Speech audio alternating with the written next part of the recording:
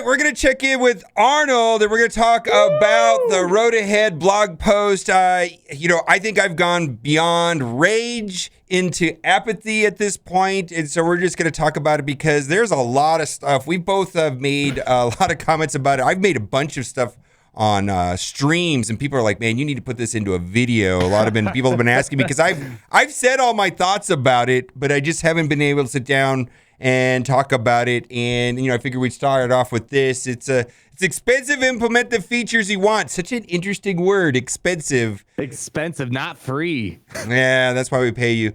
And I'm just gonna give a shout out to Xeon Love, who made this post, because it kind of is a good template for what we're going to talk about. Just scroll down, show them all the responses, like nice, short, and simple. No, it's not free. No. Well, if I can summarize the stream in one word, no. Yeah, no, right? No. Yeah, I don't know, man. It's such a weird thing. So, no, right? Just don't know. Okay, well, before we get to it, let's take a word from our sponsor. Are you tired of your fluffy, cartoonish-looking game? Not every RPG game must be cartoony and cutesy. Enough with the candy, rainbows, unicorns, and bright colors. Get real, raw, dark, epic, and awesome. Raid Shadow Legends will take you to the world of dark fantasy and realism. What I like about this game is that they actually have new content. You can play Raid on both your mobile and on your desktop. And now the daily login reward program for new players has been doubled from 90 to 180 days. Each day you can claim your free rewards, from energy refills, silver, and gems to shards, and a free Barbarian Legendary Champion, Seal of the Drake. You can find me in the game under the name MobileGamer, and if you're quick enough, you can also join my clan. Go to the video description now. Click on the special links, and if you are a new player, you will get 100,000 silver, 2 clan boss keys, 3 ancient shards, and 1 free champion, the Executioner. All this free treasure will be waiting for you here. But hurry, act now, because the rewards will only be available for the next 30 days. Good luck, and I'll see you there. Well, real talk. There's actually a lot of stuff to do in that game and do content. And I don't know. I get the feeling the developers care, but we're going to move on past and they that. Support more iOS devices than the Galaxy of Heroes. We're actually, we're going to actually talk about Raid Shadow Legends, Disney Source Readers, and Marvel Strike Force and Summoner's War quite a bit in this video. We're going to talk about those other games because I think those are alternatives to the game Galaxy of Heroes that a lot of people that we know and the people that watch us also play. It seems like everybody's playing at least 2 games, or they're playing 2 accounts on Galaxy of Heroes. I know you play 2 accounts. A lot of people are playing 2 accounts now. Yeah. 3 accounts. I mean, because there's just not enough to do unless you have multiple accounts.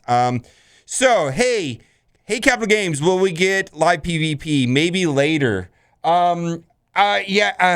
So this is something that's in Disney Sorcerer's Arena. It's also in Summoner's War, which is an older game than Galaxy of Heroes, and it's also probably coming next update to Marvel Strike Force. And you had some different thoughts about this. I saw your thoughts about it. You said about mods, and I kind of get that, but the way that I understand that these are structured usually in games, it's a draft system where you like League of Legends, you ban a character, and so you kind of have to like finagle matchups. Like when you were out at my house with Cubs, we did that kind of thing where we did that setup, where we banned characters and we did stuff like that. We also took off mods too, I think. Yeah. I think they are modless characters. So that's why I would enjoy live PvP. I would find some sort of entertainment if it was a separate game mode, not replacing like Grand Arena. I don't know if I'm ready for a Grand Arena live PvP because I'll explain in a moment here, but I'll give them a pass. They should have given my response instead of saying it's a minority of players, not cheap, whatever their thing is. Mods. It's just the thing is mods, like everyone can get a Gear 13 Anakin Skywalker one way or another. That's pretty much in your hands, in your control. Getting good mods, that is beyond your control. Hypothetically, you can whale as much as you want on mods and never get the good mods that you're looking for. It's a big RNG fest. So I kind of give a little bit of a pass because Disney Source Arena doesn't have mods. Marvel Strike Force doesn't have mods. You told me Summoner's War, which is kind of the blueprint for Galaxy of Heroes, has mods and a live PvP. I don't know how they make it work. I don't know. The only solution is make a game mode. You could always disable mods. Disable mods. Exactly. Okay, there we go. Okay. Solution. Now, so the second question here: where we work, Rose Tico and other trash you forced us to relics, Phasma, and so this is the number one reason why I have not spent money on Galactic Legends Ray, which I would do first. I don't want a Rose Tico and a Holdo or any of that. Yeah. I just don't want it. And I don't mind the two new Resistant heroes. They're fine. They have a place. They're great, yeah. They have a use. Holdo's actually all right in a raid team if you don't want to put like Kenobi or something like that. Well, but Rose is Resistance pilot. All four of the new characters are pretty good. Hux, Sith Trooper, they're all great. So they have a place. And I see the value in them, but I see no value in Rose and Phasma. It's trash. And they've said in the past that it's easier or just as much work to rework a character as to make a new character. Of course, right? Rework, Bindu, no. How about sandbox mode? Now this is, oh my God. All right. This is the most irritating one of all of them. Okay.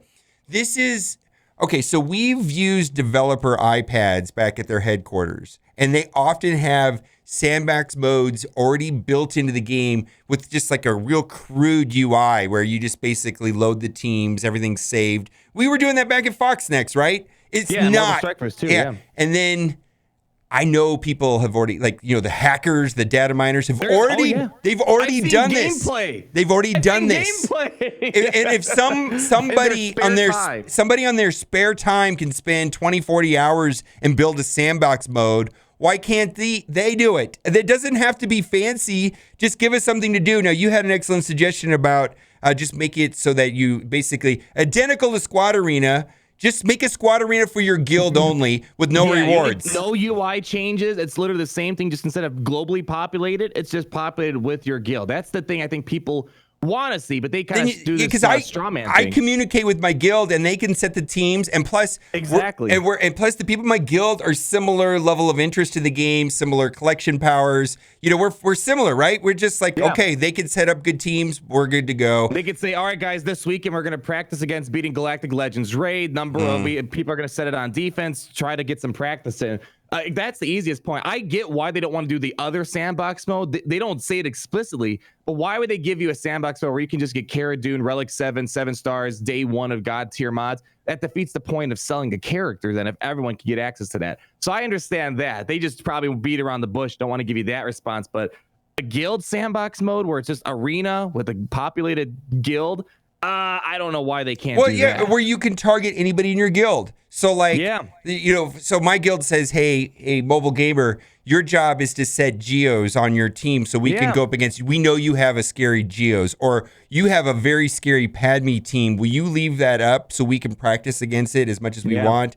So whatever. We like your mods on this. Oh my God. Anyways, it wouldn't cost much to do this. Well, a minority of players would only enjoy it, so we're not going to do it. So they'll bring up the minority argument when it works in their favor, but when it's in other ways, they'll use it against you. How about a Sparb Guildmate features? No.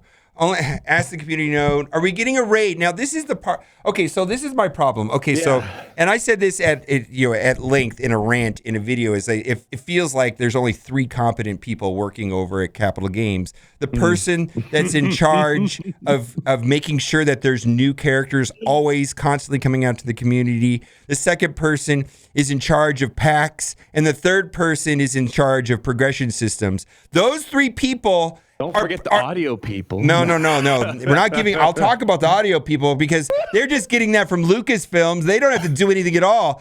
Those 3 people over there at Capital Games, from my point of view, are doing an excellent job. Do you understand? We get tons of new characters, we get tons of packs, and we get new progression constantly. 3 people total at the toll company. They're doing their job. I don't think anybody else over there works there. It's like they've given up on the game. They're working on a new game. They're not doing anything. This game, what's this real talk? This game is almost 5 years old. Like, it'll be 5 years in November, and it probably took 2 years to develop. So this game started development 7 years ago. $1 billion. So if I were them, would I just be like $1 billion, right? Would I milk it?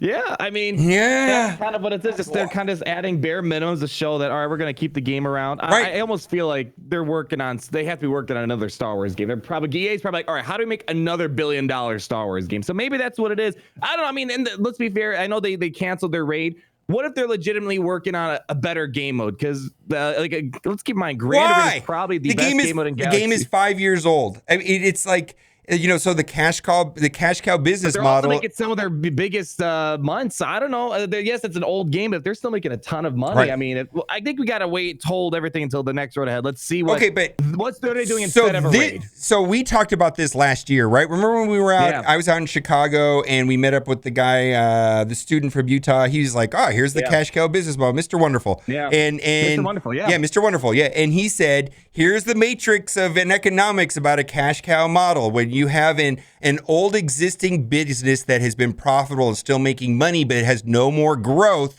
the logical thing to do in economics is slash costs and raise prices until it dies. It just, just milk. Literally, they call it cash cow and just milk it." How is this post not suggesting that they're doing that? I think it does. It looks like they're doing that 1,000%. And we're gonna go, because you have big issue with this.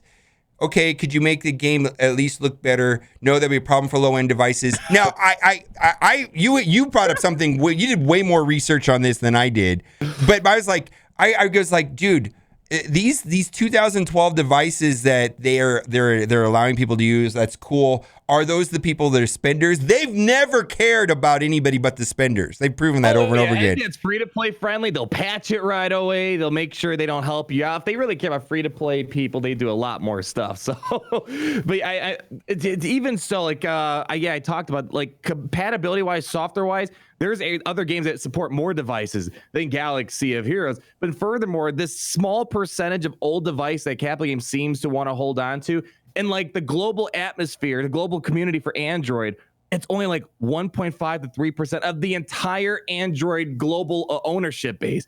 Now, how many of those people are on within that 3% of old devices from like 2012, 13 are still playing Galaxy of Heroes? It's probably even a smaller number. So it kind of goes back. They won't do a sandbox mode because only a minority would like it. But they're not going to make the game look better because of a minority. Like, it has to be a very small minority. It kind of goes back to what you're saying. Why put more work into making the game look better? And people are just going to keep spending a ton of money. So we'll just give them a different excuse that, hey, we're supporting more devices, when as a matter of fact, I pulled it up the other day. Raid Shadow Legends supports more iOS devices than Galaxy, and the same amount of devices as Marvel Strike Force. And the difference for Android, it's like 0.5% probably between them. Well, and then Disney Source Arena is looks like it's a little more intensive. It's a newer game, right? It just came out. It's more intensive than.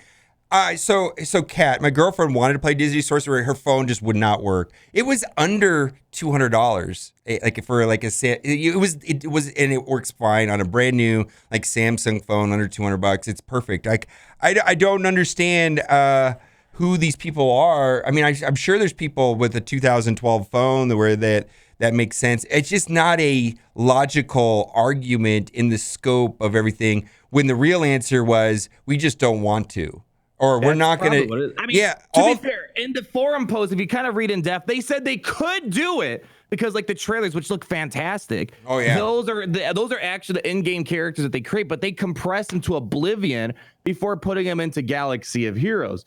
So they could, like, technically give us those trailer-looking style characters, but then they go into this whole conversation of low-end device. But there's so many solutions to that. Like, I don't know about Marvel Strike Force. I can't recall. It's been a while since I looked into the settings. But Raid Shadow Legends, you have ultra high, medium, low, ultra low settings. You could be toggling on your mobile device, and then you have the create a Galaxy version for PC on the Origin store. One, you can make the game look so pretty, no one's ever going to complain about your art again. And secondly, you and I talked about it before, there's no Apple or Google as the middleman, so they make probably more money. The Origin store makes the most sense because, like, Raid has their Polarium. Yeah, so like they already have they already have a distribution method of their Origins. I mean, how many? Well, first of all, how many people would they reach in Origins if they just put up a Star Wars Galaxy of Heroes logo on the banner on the top? Download now, play Galaxy of Heroes, in the Origin stores. Then they don't have to pay Google Or Apple, the whatever the fees. I might understand it's like 30%. Yeah, it's like a third or something like that. Yeah, so my goodness.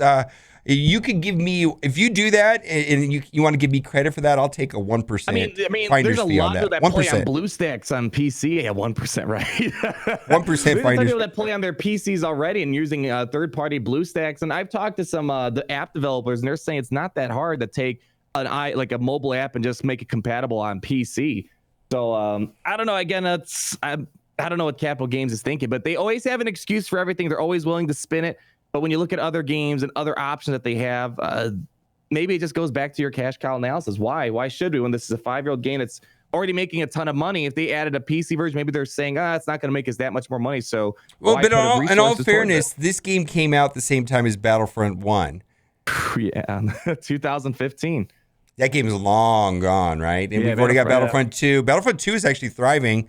But still, this game is made way more money than those games. Combined. Probably combined. Yeah. Probably all three of those console games. Galaxy of Heroes has made more than the 3 Star Wars console games. I probably have to add it up. Someone in the comment section will figure it out. Well, for sure, it made more than Battlefront 2 individually, more than Battlefront 1. I can't remember what the combined number is though, but it's definitely probably close, if anything. I don't think those 3 games add up to $1 billion. Probably. Anyway. Let's be fair too. Battlefront 2 is having a hard time getting out their more recent updates lately too. So who knows how the support's going on for that game? That's a whole other different story. Yeah, this could be a top-down problem though, and maybe that's the reason why Mr. Solera went over to Blizzard. Maybe it's the people above him are just not giving him the support he wants. I don't know. All right, well, guess what time it is? Time for the giveaway. the giveaway. All right. Well, I really hope you liked this video today, because if you did, you are in luck. For every single person that likes this video, you will be getting for free in your account, not a 7-star, but an 8-star. What's this guy's name? Jolie Exotic. Woo! This is not a scam. This is not a scam. This is the MVP. You know what? I'm glad that you've come back to playing this guy in Grand Arena, because it's so sketchy. Dude, it always comes down to this where Jolie revives the whole team, and you go from a 2 versus Grievous situation, the whole team, and then you give max banners. It's great, right?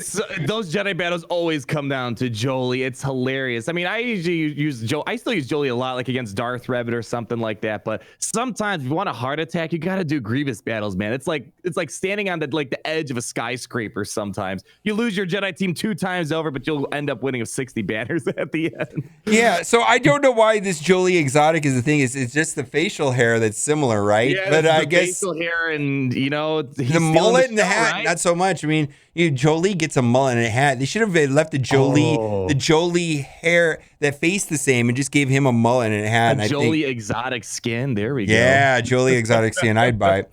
Anyways, I'm still looking forward to the Child Mandalorian, and IG-11. I'm guessing probably will come too. I mean, how could they not do 11 if they're gonna do Grief and Kara?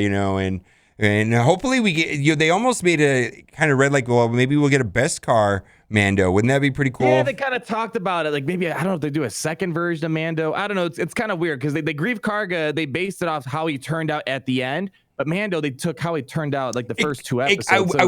I wonder if the Star Wars theory guys picked up on this. Was maybe a small leak of what the show is, where the show is going to go. If Grief is going to be light side, you know what I mean? I mean, is that a miniature spoiler for season 2? I don't know what's going on with that, because it had to get approved by Lucas, right? So I don't know. I don't know. There's some weird tags in game. Is Wampa really dark side? He's just an animal. He's just trying to survive.